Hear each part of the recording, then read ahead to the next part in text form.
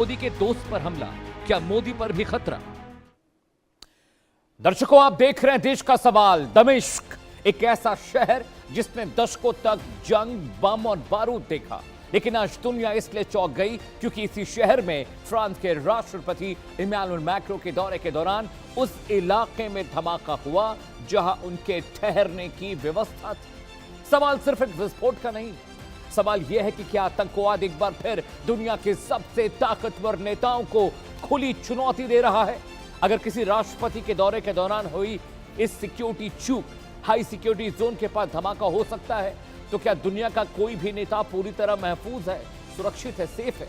क्या यह महज संयोग था या किसी बड़े संदेश की कोशिश?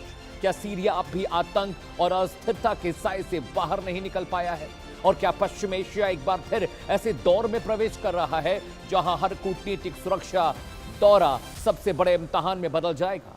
आज बहस सिर्फ दमिश्क के धमाके पर नहीं होगी, बहस होगी उस वैश्विक खतरे पर दर्शकों जो सीमाओं से परे है। बहस होगी क्या आतंकवाद फिर से दुनिया की राजनीति को अपने निशाने पर ले रहा है, और बहस होगी कि क्या विश्व शक्तियों की रणनीति अब बदलने वाली है। क्या PM Modi, Trump, Putin, Zelensky जैसे नेताओं की सिक्योरिटी और सख्त करने की जरूरत है?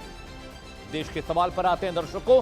ये तो पूरी खबर आपको मैंने बता दी, लेकिन समझिए दर्शकों, देश का सवाल भी जरूरी है। वो सवाल जिस पर हम अगले घंटे लगातार चर्चा करने वाले हैं, उन सवालों से आपको वाकिफ करा दूं, क्योंकि इन्हीं सवालों का सीधा सरोकार हमारे आज के पैनल से है जिससे हम चर्चा करेंगे। जी हां, सवाल नंबर 1 आपकी स्क्रीन पर दर्शकों। क्या यह धमाका फ्रांसीसी राष्ट्रपति की यात्रा को निशाना बनाकर किया गया? क्या साजिश उनके खिलाफ थी? सवाल नंबर 2, क्या सीरिया अब भी आतंकवादी संगठनों के लिए सुरक्षित एक सेफ हेवन बना हुआ है? सवाल नंबर 3, क्या यह हमला नई सरकार की सुरक्षा व्यवस्था पर एक तमाचा है? एक बड़ा सवाल है दर्शकों। सवाल नंबर 4 आपकी स्क्रीन पर। जी हां, सवाल नंबर 4, क्या पश्चिम एशिया में अस्थिरता का नया दौर शुरू हो चुका है? और सवाल नंबर 5 जिस पर हम चर्चा करेंगे पैनल के साथ, क्या इस हमले के पीछे कोई अंतरराष्ट्रीय इंटरनेशनल साजिश हो सकती है?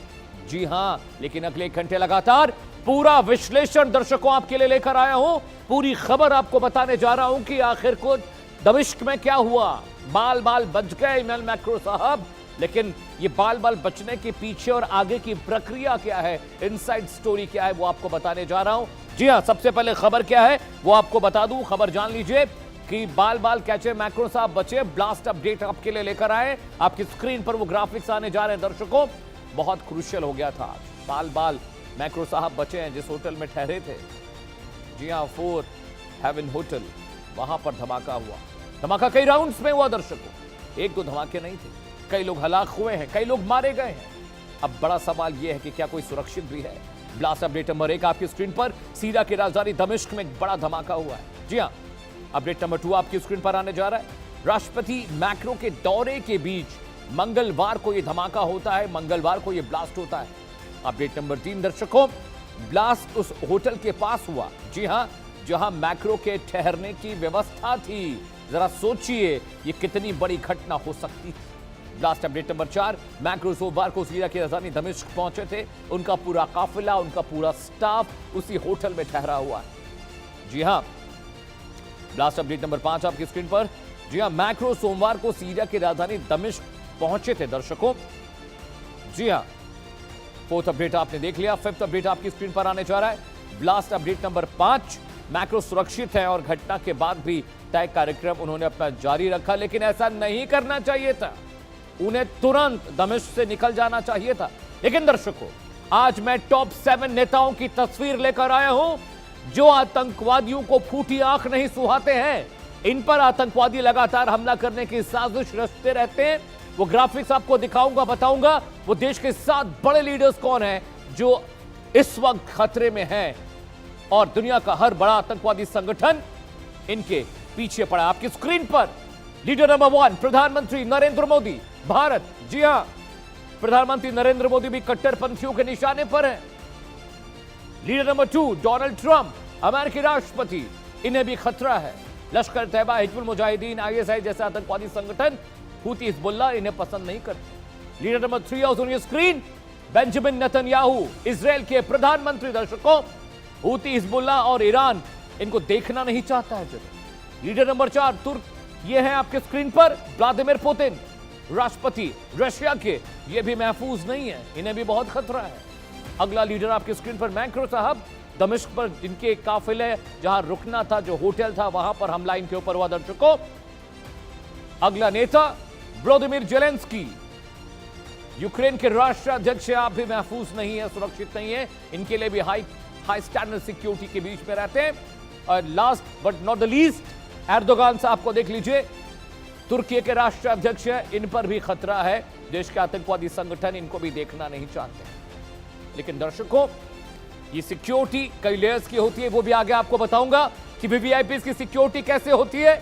लेकिन कहां धमाका हुआ, वो लोकेशन आपके लिए लेकर आए मैप पे दर्शकों। हम वो मैप आपको दिखाएंगे, वो लोकेशन आपको दिखाएंगे जहां पर दमिश्क में ये बड़ा धमाका हुआ है। उसकी डिटेल आपको मैं मैप के जरिए बताने जा रहा हूं। आपकी स्क्रीन पर वो मैप आने जा रहा है, ये देखिए।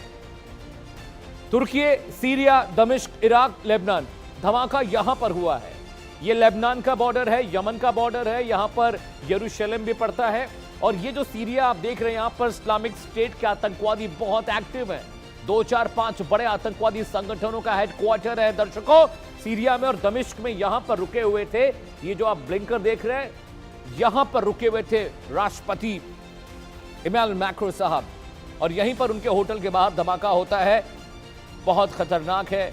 इस धमाके को सिर्फ धमाका मत समझिएगा, बहुत सारे सिविलियन मारे गए हैं, सिर्फ यहीं तक नहीं है। ये बहुत बड़ा चैलेंज है इंटरनेशनल फ्रेटर्निटी को उन आतंकवादियों का। वो कहते हैं आप कितने भी सुरक्षित रहो, हम तो आपको मार ही देंगे। आगे बढ़ते हैं दर्शकों, वीवीआईपी सुरक्षा कैसे होती है, कैसे की जाती है। जल्द मेरे साथ एक बड़ा पैनल ढूंढने जा रहा है, उनसे हम चर्चा करेंगे दर्शकों। लेकिन आपको बता दें कि वीवीआई सिक्योरिटी का जो लेयर्स हैं वो क्या होते हैं। Info number 1, advance security team बाकायदा होती है। जो वीवीआईपीज होते हैं, राष्ट्रपति, प्रधानमंत्री देशों के जो होते हैं, जी हाँ। नेक्स्ट सर्कल में स्नाइपर्स और काउंटर स्नाइपर्स की टीम की तैनाती की जाती है इनकी सुरक्षा के लिए। Info number 3 is on your screen. Drone और एंटी ड्रोन सिस्टम भी वहां पर डिप्लॉय किए जाते हैं पूरे इलाके की निगरानी करने के लिए। इन्फो नंबर 4 आपकी स्क्रीन पर आने जा रहा है। होटल और आसपास के इलाके की कई बार जांच की जाती दर्शकों। फिर ये धमाका कैसे हुआ, ये ब्रीच कैसे हो गया, बड़ा सवाल। इन्फो नंबर 5 जो मैं आपको बताने जा रहा हूं, वैकल्पिक रूट और इमरजेंसी एग्जिट के लिए भी वहां पर मुकम्मल इंतजामात किए जाते हैं। लेकिन मैक्रो साहब के उस जगह पर, जिस होटल में वो रुकने वाले थे, वहां पर ये धमाका बहुत सारे सवाल खड़े करता है दर्शकों। एक बड़ा पैनल मेरे साथ जुड़ रहा है। अगले आधे घंटे लगातार इस गंभीर विषय पर हम चर्चा करेंगे। स्वागत कीजिए मेजर जनरल जेके बंसल साहब का, हमारे डिफेंस एक्सपर्ट हैं। सर बहुत बहुत स्वागत है, जय हिंद।